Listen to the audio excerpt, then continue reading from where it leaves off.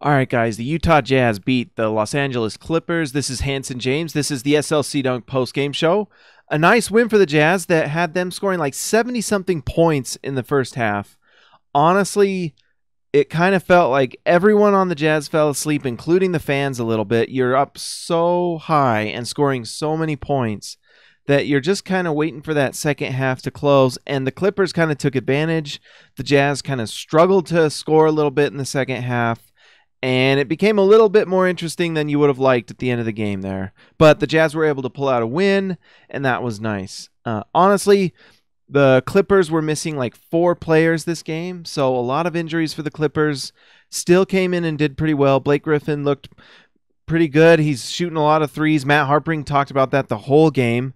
But I guess, he shot a lot of threes. If he makes a lot of threes, that's a good shot. But, Blake might be switching up his game just for the fact that they had so many players out. Who knows? But the Jazz were able to get a win against a team that had a lot of players out, and that's good. Anytime you can get a win against a low-level team, you want to get a win. I'm not going to lie. These wins make me feel conflicted. Like, I don't know if I want them to. Like, if the Jazz lost this game, is it the worst thing ever? No. I want the Jazz to win because it's fun to watch the team win. But you know what? We're at that point of the season where a win is fun, but a loss is good. It's kind of weird, but it is what it is. But anyways, if the Jazz somehow put some wins together and string just some wins against teams that are above them, maybe they can make the playoffs. Who knows? If the Clippers go for an extended period of time with injuries and stuff that make them drop, and Denver, who continues to look really bad, loses more games, you never know. Jazz might be able to pull their way back in it. Stranger things have happened. But anyways, the Jazz looked really good. I'm really excited just about the fact that Rudy Gobert looks healthy. He looks way more healthy than he did the first time he came back this season. The first time he came back, I promise you he was rushing it because he probably has incentives in his contract that let him earn more money if he plays a certain amount of games or wins a certain amount of games, earns certain awards, things like that. Like if he becomes an all-star, I wouldn't be surprised if he gets some sort of incentive for that. But this time around, when he missed another month, those things were kind of thrown out the window, and now Rudy can just get healthy and play, and he looks great. It's awesome to see Rudy healthy and just showing his dominant self on the defensive glass and all these things. The Jazz, the most impressive part of this win for the Jazz is the fact that they were playing on the back end of a back-to-back and really brought it to the Clippers.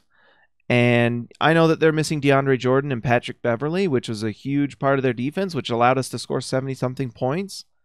But you know what? That's what you got to do. It would have been worse if the Jazz couldn't do those things. So that was a big time. Just a big win for the Jazz, who I'm sure because of so many losses compared to wins recently, it's just nice to get a win in there and feel good. And Donovan scored 20-plus points again. Rookie of the Year campaign continues. Johnny Proctor, we have yet to see what Donovan and Rudy can really do together. Absolutely. Honestly, how much time have they even had on the court together? And on top of that, with Donovan Mitchell kind of as the point guard of the team. When Donovan and Rudy were playing at the beginning of the year, Donovan was, he had those first 7 games where he really struggled to shoot and was just kind of a ball of energy that just wasn't quite bridled yet. And then he figured it out. And during that time of him figuring it out and really having his big time games, Rudy Gobert was sitting, and the other part of this thing, Johnny, is the fact that Donovan Mitchell has not really been able to play with Rudy Gobert in space.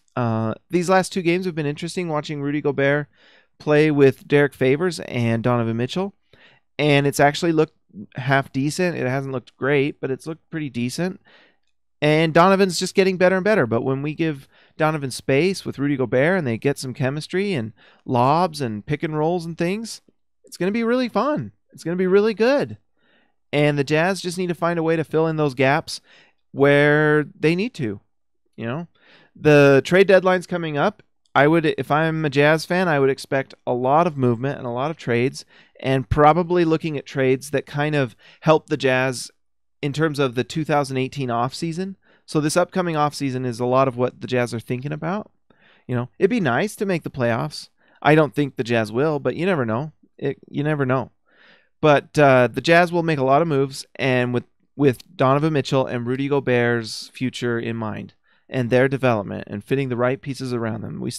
We already have some nice pieces in like a Joe Ingles, and Royce O'Neal is turning out to be a really nice pickup. Raul Neto is probably going to be a point guard for the rest of his career for the Utah Jazz as either a second or third option point guard, which is great. Dante Exum comes back soon. That's going to be so much fun to see because we'll see Dante Exum, Donovan Mitchell, Rudy Gobert, and it's going to be a blast. I'm excited for it.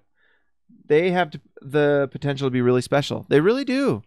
They really do. And I think we talked about this last night, but Donovan Mitchell and Rudy Gobert fit alongside a lot of stars. You put LeBron on this team. You put Kevin Durant, Steph Curry, James Harden. Any of those players can play with Donovan and Rudy. And I'm not saying that's who the Jazz are going to get. But I'm just saying that any superstar out there fits on this team. Kevin Love, DeMar DeRozan. Just name any player out there and they fit with those two. That's what's exciting. The Jazz can go out and get anyone they want. Or anyone who will sign with the Jazz. And I promise you that there are players out there that are interested in playing with Donovan Mitchell. If they're choosing between Miami and Utah and they're not really that worried about winning, they're probably choosing Miami if they just want to live in Miami. But if you're choosing between like Utah and Minnesota or Utah and Oklahoma City or something, and you want to play with a young group, and you're going to probably choose the Jazz. Who wouldn't want to play with Rudy Gobert and Donovan Mitchell? Joseph Amanda, you're welcome, SLC L1C4.